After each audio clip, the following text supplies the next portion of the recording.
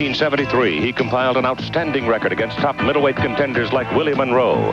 But Hagler was repeatedly passed over for a shot at the title in the late 1970s. Too good for his own good. It was not until his 50th professional fight he got an opportunity for the world championship against Vito Antuofermo. But again, frustration.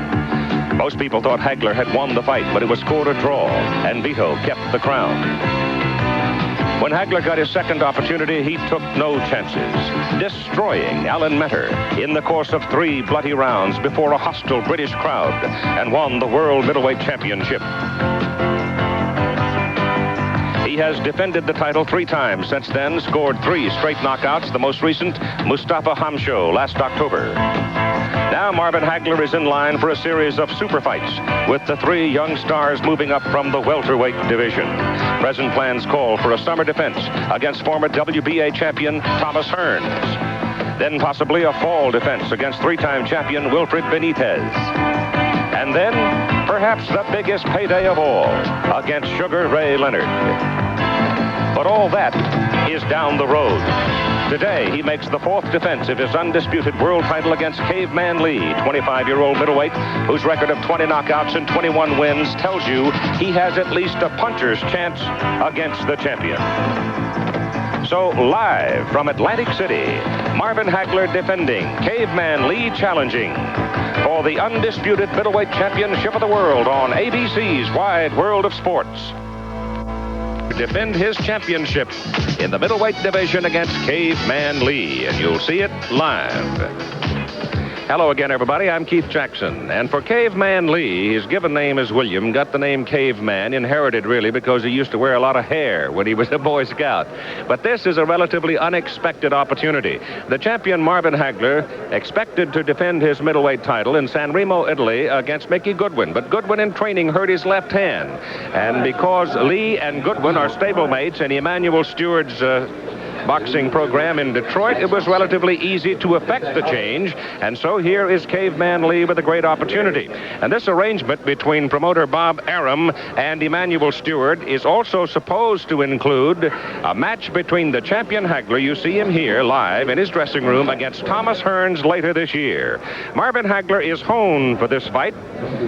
He did his work at Provincetown, Massachusetts. This is his 4th defense. He weighed in at 158 this morning, a dedicated professional fighter. For perspective, let's meet him now at his training camp. Caveman Lee, 25 years of age, a native son of Philadelphia. Moved to Detroit short time ago for more activity, and since then he has moved up in the rankings, winning 21 of 23 fights, 5th in the WBA, 10th in the WBC, weighed in at 159.5 this morning. So Caveman Lee has come to the ring now, and we're anticipating that the champion will be on his way shortly. New Jersey Athletic Commission rules are the fighters have to be gloved in the ring. The gloves were selected this morning after the weigh-in, agreed to by the fighters, the trainers, and the managers, but they were not allowed to take them away. The officials kept them, and now they are being put on the hands of Caveman Lee. Marvin Hagler is now ready to leave his dressing room and proceed to the arena here in the main ballroom at Bally's Park Place Casino and Hotel, where it's full, about 2,050 people. And for Caveman Lee, as I noted a moment ago, it's a time of relatively unexpected opportunity, but he is a young man with a thunderous punch, and you never know when that opportunity comes along. Thomas Hearns is sitting there, as you see, and he will have a sharp eye for what the champion Hagler does here this afternoon, because Thomas is looking for the opportunity to go against Hagler, and for all intents and purposes, that fight is supposedly set for later in the year. Of course, there is always the concern when you move from one weight division to another. Can you handle it in endurance, in stamina? Because oftentimes moving up, you're going to be giving away some weight and consequently some strength. Now, here comes your champion, Marvin Hagler. He is handled by the Petronelli brothers. Goody leading him there as they come down the hall and into the ring. And the chant starts to pick up now for the man they call around this part of the country Marvelous Marvin Hagler. It's funny how things can happen for a man. Not so very long ago, Hagler was having trouble getting fights, but now he is right in the middle, at the prime, at the peak of his career, with real big money opportunities somewhere in his immediate future. You saw his record reflected there. One of the draws, of course, against Vito Antuofermo in his first title opportunity. And now the champion is entering the ring. For this upcoming title bout. And the audience with us today, we have... While the fighters are being gloved, let's catch up on some information about Caveman Lee. And personalities at ringside being introduced in the moments prior to the World Middleweight Championship fight. Marvin Hagler defending against Caveman Lee. You're watching live on ABC's Wide World of Sports. And one of those in the ring right now is Mickey Goodwin, the young man who was supposed to have challenged for the Middleweight Championship against Hagler. It must be a relatively wistful moment for him. So while the procedure of gloving the fighters is go on, let's add to the story of Caveman Lee. As noted, moved from Philadelphia to Detroit to join Manny Stewart's organization. Obviously, it was a good move for him. He has run up a lot of KOs as the time has gone along. And even though he has been very successful with his 20 knockouts and his 21 wins, his opponents do not reflect genuinely a high marquee rating. But when a man comes in with that many knockouts, you know that he's dangerous.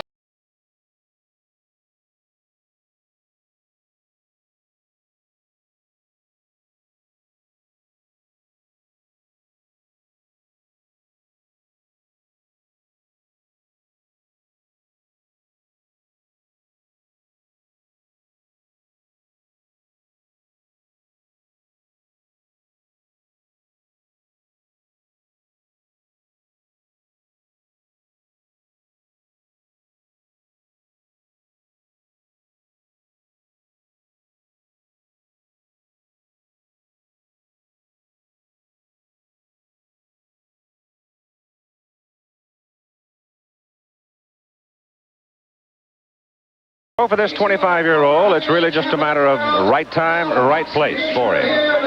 There was a story published by a New York newspaper that Lee had been knocked out during a training session with Thomas Hearns in Detroit. We put the question to the parties involved, and they have all denied it. And for Emanuel Stewart, I think there is a considerable risk involved here. What if Lee should land a thunderbolt and win the championship from Hagler? There's no way that he's going to be fighting Thomas Hearns, and the Stewart deal with Bob Arum for the Hearns-Hagler fight will be gone, and with it a lot of money. It might even raise the question of conflict of interest. Well, this is how Emanuel Stewart responds to that. If Caveman Lee knocks out Marvin Hagler, I would be the happiest man in the world, because Thomas already is in a position where he's guaranteed some type of a championship fight within the next year anyway, regardless of what divisions. As a matter of fact, he's got 3 different divisions that he could go into. So if Caveman wins, it wouldn't hamper his plans at all. I think that he would just concentrate a little bit more on the rematch with Leonard, or possibly a fight with Benitez, the other junior middleweight champion, which is David Moore. Comments of Emanuel Stewart. This fight scheduled for 15. Marvin Hagler, the world middleweight champion, standing there. Marvin Hagler about to make his 4th defense of his title. He made 3 defenses in 1981 against Fulgencio Obel Mejias, knocked him out in 8 rounds in June. He defeated Vito Antuofermo in their rematch, knocked him out in 5. Mustafa Hamsho was knocked out in 11 in October of last year. And now the principals are about to be introduced for this afternoon's feature bout. Caveman Lee standing over the other way. You see, when you look at the sheet on this young man, his history is just one KO after another. But as I suggested to you, his opponents have not been of particular marquee rating. But he has taken on some tough people, in particular John Locicero of Detroit last year. But here's the introduction of Caveman Lee. It was the win over Marcos Geraldo that jumped Lee up into the world rankings. And now here is the introduction of the champion, and it should get quite a roar from the crowd gathered here in this room. Some 2,000 of them. 3 wins, 2 losses, 2 draws, with 44 knockouts. Ladies and gentlemen, from Bob the Mass, the undisputed middleweight champion, Marvin Hagler.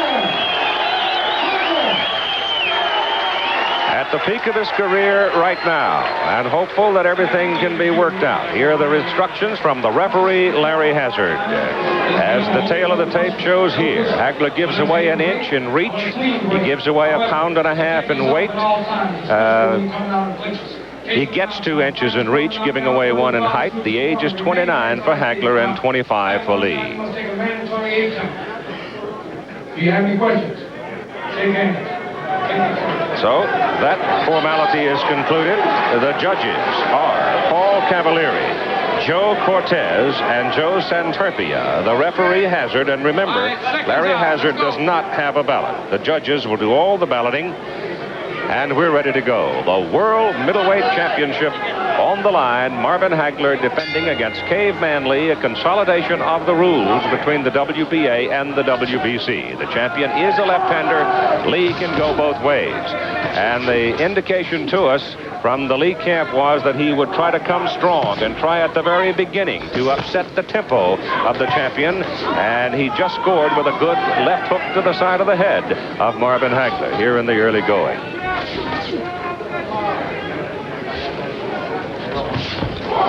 Stiff right hand by Hagler. Hard left hand. Lee goes down. Face down on the canvas.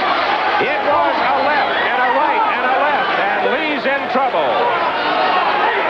Hazard takes a look at him. Lee says he's all right. He doesn't look it. He's wobbly. He's in trouble. A right hand, a left hook to the side of the head.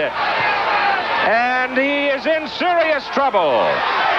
A left hook to the jaw. Lee can barely stand. Another right hand by Hagler. Back into the ropes he goes. Hagler pounding Caveman Lee here in the opening round. Hagler said he didn't want it to go very long, and it's not going to go very long. It is over. Lee sags against the ropes. He's out of it. Marvin Hagler has knocked him out with 1:53 to go in the first round. And a crowd of people come storming into the ring.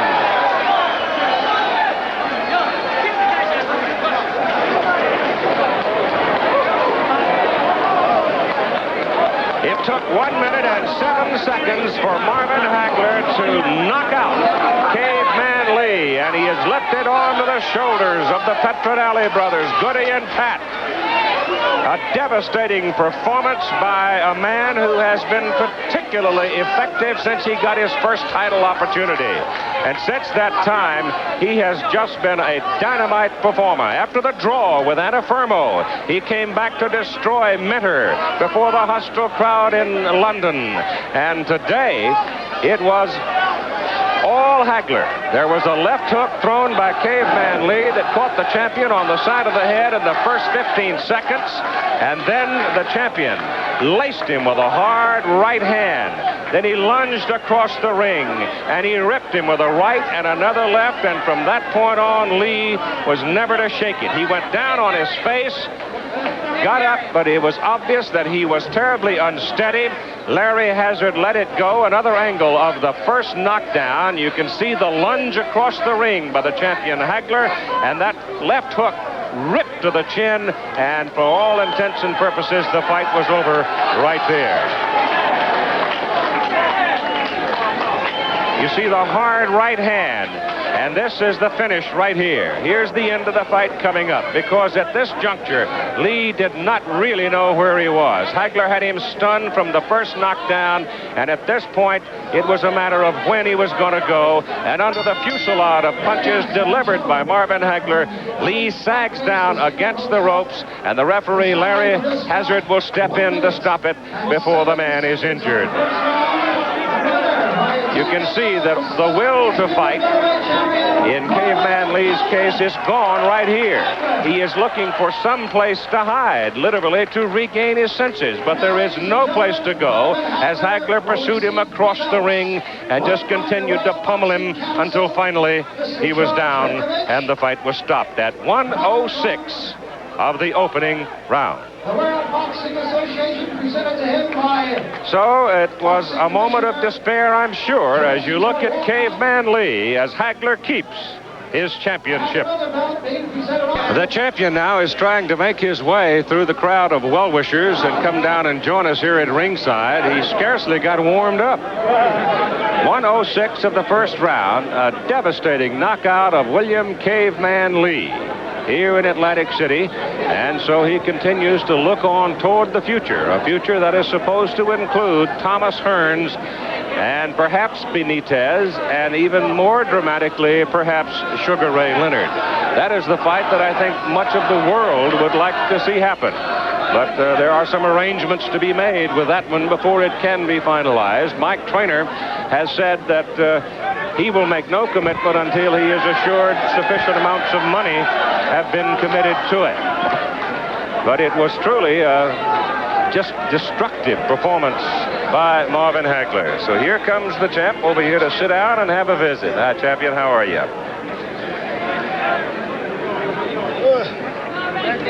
We have seen Marvin Hagler in many instances destroy people, but my goodness, this was a show and a half.